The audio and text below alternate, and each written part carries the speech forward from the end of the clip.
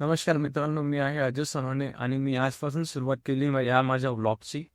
Vlog बनवण्याचं कारण असं की मी राहतो एका गावात.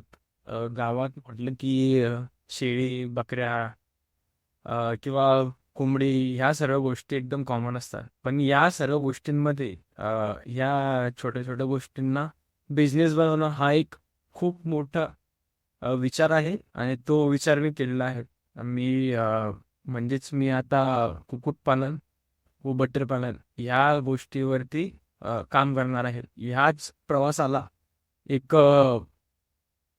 प्लॅटफॉर्म म्हणून मी व्लॉग शूट करणार आहे आणि तो व्लॉग सोशल मीडियावर किंवा इंस्टाग्रामवर टाकणार आहे. आणि ते व्लॉग टाकण्यामागचं कारण मला इन्फ्लुएन्सर व्हायचं आहे किंवा सोशल मीडियाला एक सेलिब्रिटी व्हायचं आहे असं काही नाही.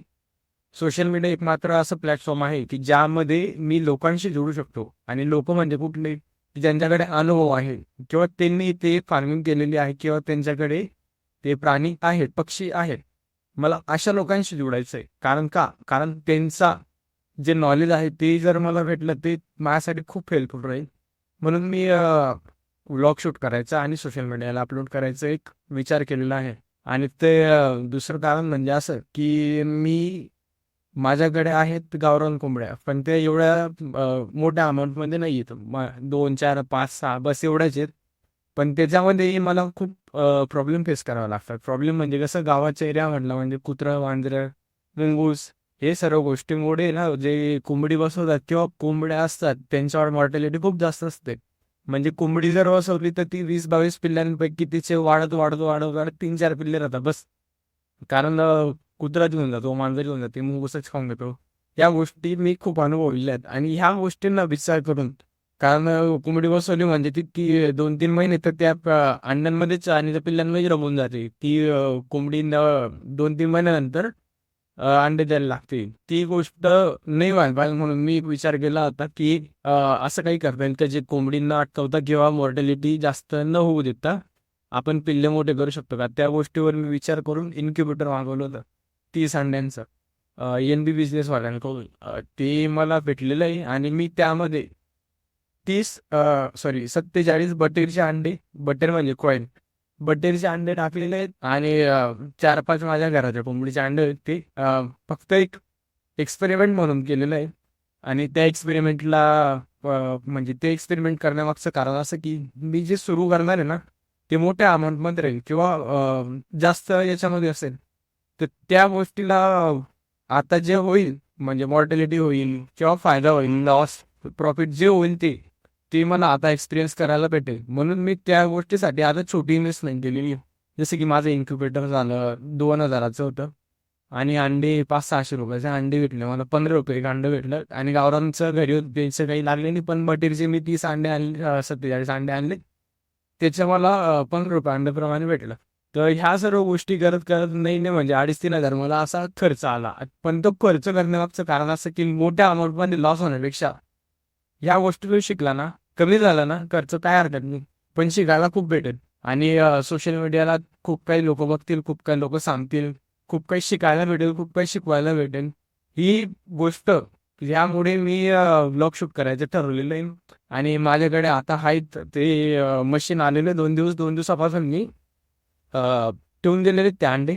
आणि माझं काय असं हे हॅचरी किंवा माझ्याकडे स्पेसिफिक जागा नाही, माझ्याकडे काहीच जागा नाही आहे. मी इन्क्युबेटर आणलेलं आहे ते माझ्या रूममध्ये ठेवलेलं आहे अंडे त्याच्यात. आणि राहिल्या कोंबड्या, कोंबड्या आमच्या फक्त रात्री पिंजऱ्यात राहतात, दिवसाला पूर्ण मोकळे असतात ते.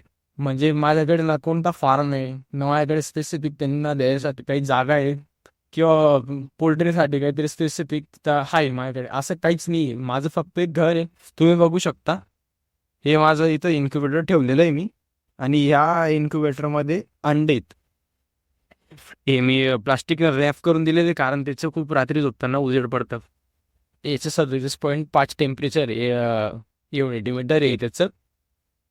आणि आतमध्ये बघू शकता मित्रांनो तुम्ही, मी अंडे ठेवलेले आहेत.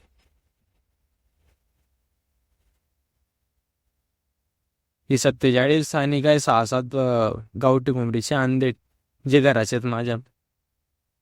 असा काहीतरी सेटअप आहे. हे मला जेव्हा भेटलं ना याच्यासोबत अडॅप्टर नव्हतं, मी माझ्या वायफायचं अडॅप्टर लावलेलं आहे. आणि ऑक्सिजनसाठी व्हेंटिलेशनसाठी त्यांनी छिद्रे दिलेले नव्हते, ते मी कालच केलं, म्हणजे 2 दिवसापासून ठेवलं होतं.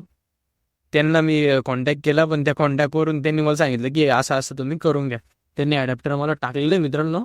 आणि मी तर ओटूसाठी हे करून दिले होते छिद्रे, कालच केलं. तर एवढंच म्हणणं आहे, बाकी काही नाही. जे काही लोकांना नॉलेज असेल, जे काही लोकांना अनुभव असेल, त्यांनी त्यांचा अनुभव हा माझ्यासोबत शेअर करा, जेणेकरून मला या सर्व गोष्टींपासून म्हणजे काहीतरी प्रशिक्षण म्हणून, कारण मी याच्यासाठी काही स्पेसिफिक प्रशिक्षण नाही केलंय, कुठला काही कोर्स केलेला नाही किंवा जास्त काही अनुभव नाही. अनुभव फक्त म्हणायला जर गेला तर गावात प्रत्येकाकडे कोंबड्या, बकऱ्या, गाई, म्हशी हे सर्व असतातच. माझ्या घरी गाई, म्हशी, बकऱ्या तर नाही आहेत. आणि मेन म्हणजे माझा गोल होता गोट फार्मिंगचा. पण गोट फार्मिंग जर म्हणायला गेलं तर गोट फार्मिंगसाठी जागा लागते, फीड लागतं, त्यांचा चारा लागतो, आणि एवढ्या सर्व बकऱ्यांना अरेंज करायला एक प्रॉपर शेड लागतं. ते सर्व एवढं इन्व्हेस्टमेंट होणार नाही आता पॉसिबल.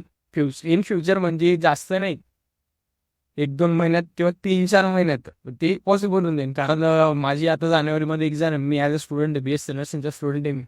तर त्याच्यासाठी मला आता स्टार्टिंगसाठी मी बटर म्हणजे फुल नाही, फुलाची पाकळी मी सुरुवात केलेली आहे, आणि त्याच गोष्टीचा आता मी सोशल मीडियावरती वापर करून मी त्या गोष्टी काय ते शिकून घेईल, आणि जेवढे जास्त होईल तेवढी माहिती घेण्याचा प्रयत्न करेल. तर एवढंच होतं. धन्यवाद मित्रांनो. काही असेल नसेल तुम्ही काही गोष्टी असतील तर ते मी सांगत चला, मी त्या कडून हे करता येईल. चला, थँक्यू.